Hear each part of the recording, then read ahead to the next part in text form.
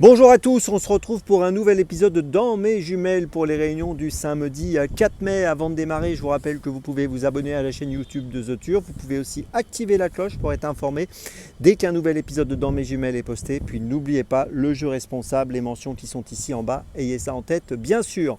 Allez, on va commencer à 13h58, réunion 1, course 2 à Vincennes avec le numéro 15 Cocotte. Alors Cocotte trouve un bon engagement, 76 690 € de gain pour une qualif à 85 000. Elle a fini deuxième à Vincennes le 2 mars sur 2850 mètres. Là, elle va évoluer sur 2700 mètres, mais ça ne posera pas de problème. Elle est déférée des 4. Sur ses 5 dernières courses, elle a fini 3 fois dans les 4 et 2 fois disqualifiée. C'est son petit défaut.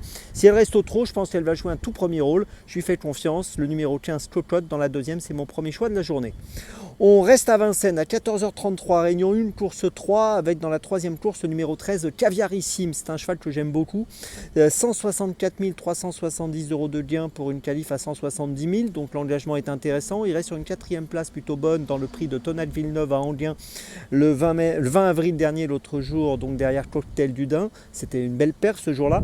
Il a gagné à Vincennes au début du mois de mars sur ce parcours qui nous intéresse aujourd'hui, le parcours des 2700 mètres. Il sera déféré des 4. Logiquement, j'en attends une très bonne performance. Le numéro 13 Caviarissime dans la troisième, c'est mon deuxième choix de la journée. Pour mon troisième choix, on reste à Vincennes encore une fois, 17h28, réunion 1, course 8 avec la formidable Édition Gemma qui portera le numéro 10 dans cette huitième course. Elle trouve un bel engagement elle aussi, 715 205 € pour une qualif à 750 000. Elle va devoir rendre 25 mètres dans cette course. Elle reste sur 4 victoires de suite. Sa dernière, c'était le 19 avril dans le prix Théophile Lalouette sur 2700 mètres. Ici, donc, elle sera au poteau des 2875 mètres, mais je ne suis pas inquiet par le fait qu'elle rentre 25 mètres. Elle s'entend parfaitement avec son jockey Guillaume Martin. On peut noter que ce sera la 99e course de sa carrière, donc c'est vraiment formidable. Elle effectue une carrière formidable et j'en attends donc une très belle prestation aujourd'hui et peut-être une 5e victoire de suite. Le numéro 10, Édition Gemma, dans la 8e à Vincennes. Ma petite folie, et bien là on change d'hippodrome, ce sera à 16h07, réunion 3, course 8 à Auteuil, avec le numéro 4, Nins Locker. C'est un cheval que je vous avais donné la dernière fois quand il a gagné le 31 mars à Auteuil dans le prix Guy Huneau.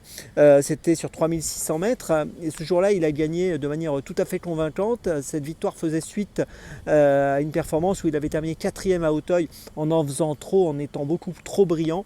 Et dans la phase finale à Auteuil, il avait craqué et terminé 4e le 9 mars. Et puis donc le 31 mars, il a été plus détendu et il a réussi à s'imposer. Si une nouvelle fois il est détendu, j'ai l'impression qu'il peut encore s'imposer à une cote qui peut être intéressante, qui peut être autour des 7-8 €.